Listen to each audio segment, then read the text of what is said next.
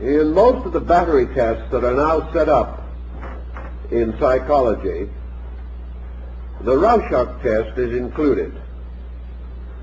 This test consists of presenting the subject with a series of ink blot designs, or designs based upon the original ink blot concept. Usually a piece of paper was taken and folded, and with a very soft and flowing pen, some word or signature was written along the fold. Then, without blotting, the two pieces of paper were brought together, and part of the design appeared on the opposite fold. When this was opened up, it resulted in a more or less symmetrical pattern. Very often this was enlarged or amplified by various devices, but the patterns were nearly always symmetrical, that is, similar on the two vertical sides of the pattern. This type of testing presented the subject with a series of comparatively meaningless blots, but very seldom did the subject ever leave them meaningless. He began to interpret what he saw. Well, in a good many cases, these ink blots did form rather interesting designs, frequently with close resemblance to some familiar object. Very often, however, the subject rejected the familiar object interpretation entirely. And if you showed the ink blot to 100 different persons, you would get a great number of different explanations of what it looked like. To some, this ink blot would resemble simply a mask or face, made symmetrical by the two sides having been blotted one upon the other.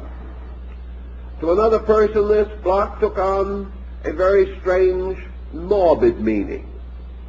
One individual saw the laughing clown's face, and another a death head, in exactly the same example.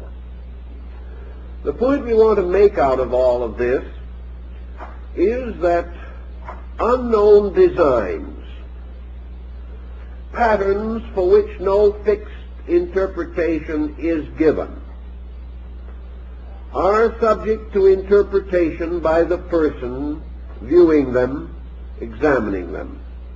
And this interpretation comes essentially from within himself. Seldom, if ever, does it actually arise from a factual level of understanding. The mere circumstance that the thing is mysterious or unlabeled takes away certainty and gives freer expression to our imagination.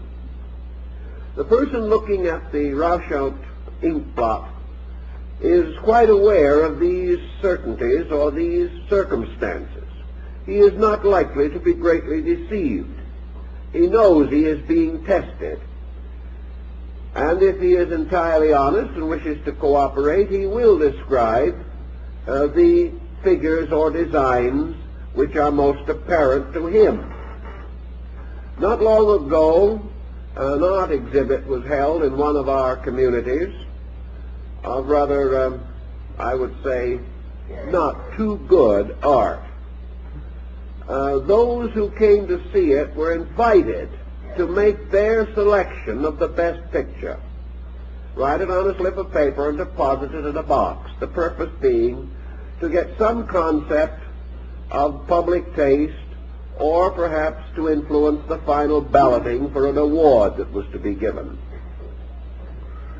When the ballots were examined afterwards, of the hundreds of persons that had come in to see this particular exhibition, the choices were so diversified that someone had considered each picture as the best. No one asked which one was the worst. It would have produced exactly the same type of circumstance. to someone, each picture would also have been the worst. In the understanding of this, we therefore have to realize that what we call taste may not be merely a gracious standard of psychological understanding. Taste is really an expression of certain pressures and instincts within ourselves. All these tests lead to the ethical conclusion that the individual lives in a world which he interprets very largely according to his own internal pressure. As world is mystery, as other people are mysterious, so we are forever imposing an interpretation upon them. This interpretation becomes more complicated if we come under psychic stress. The most obvious normal thing to do in the Rorschach testing or in any other test is that the person should see the object in its most obvious and evident shape and form. If the object to a small child, to 100 children, would all look like a bird, or would seem to be a bird to all of them, it would mean that the ink blot, in its own formation, actually approached the general appearance of a bird. It would be the natural conclusion, the obvious conclusion. If, therefore, the person comes to that conclusion with the majority who agree with him, then he may be regarded as not under any particular or peculiar distortion. But if he comes to some entirely contrary conclusion, one in which others cannot see the slightest resemblance between the ink blot and what he feels it to mean, then we suspect that he is under some rather peculiar pressure. Now let's bring this down to a more personal level. We each of us have persons around us. Each of us also has unfinished business on various levels of conduct. Most of this unfinished business has a mystery about it because we do not know exactly how it is going to come out. We plan, we hope, we prepare, but we are never certain until certain things happen. Thus we are under a certain natural stress or tension. Then with persons, we gradually come to realize that we cannot simply look at the person and decide what he is. We come to know that his kindly look may or may not be supported by his temperament. We realize that his word may be his bond and it may be worthless. He tells us that he is most sincere in his regard, but we are not certain. Later we may learn that we have been deceived and imposed upon. Thus, out of gradual experience, we come to the conclusion that we cannot entirely accept people. We cannot entirely say to ourselves, this man says he's good, therefore he is good. When we start saying that now, we're liable to be poorer rather quickly thereafter. Thus, the definition, the signboard, the name, which would make all things obvious, cannot be hung on things anymore as a certain label of their meaning or value. We see articles with guarantees. We do not trust the guarantees anymore. We hear that a certain product is of superior quality. We do not believe it anymore. Thus, the more common ways in which we came to conclusions have failed, and everything we are in contact with takes on the element of mystery. What is it really worth? What does it really represent? What does this other person really think? Is this political party really progressive? And all these doubts throw us away from the ability to make simple acceptances or rejections. Each of these uncertainties lures a psychic content out of ourselves. Each one of these problems and each of these people becomes in its own turn a sort of Rorschach test. A test in which we are constantly trying to penetrate into meaning, trying to discover the answer to a puzzle, the puzzle of value, the puzzle of integrity, the puzzle of character, as represented in other objects and persons. And having no true scale by which to measure these uncertainties, we do not measure them at all. We simply impose our own psychic life upon them. As soon as we do this, we reveal not what they are, but what we are. Once this has been accomplished, we begin to treat these other objects or persons according to our own expectancy of them. If we have decided they were bad, we proceed to dislike them. If we decide that they are good, we proceed to like them.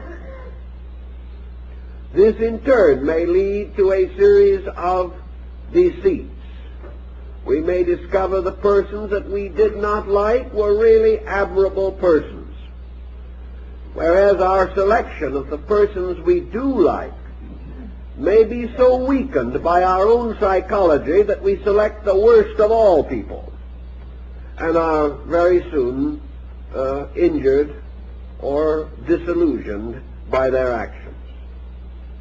Having been disillusioned, we then turn upon these other persons, completely oblivious to the fact that we have empowered them to do this to us.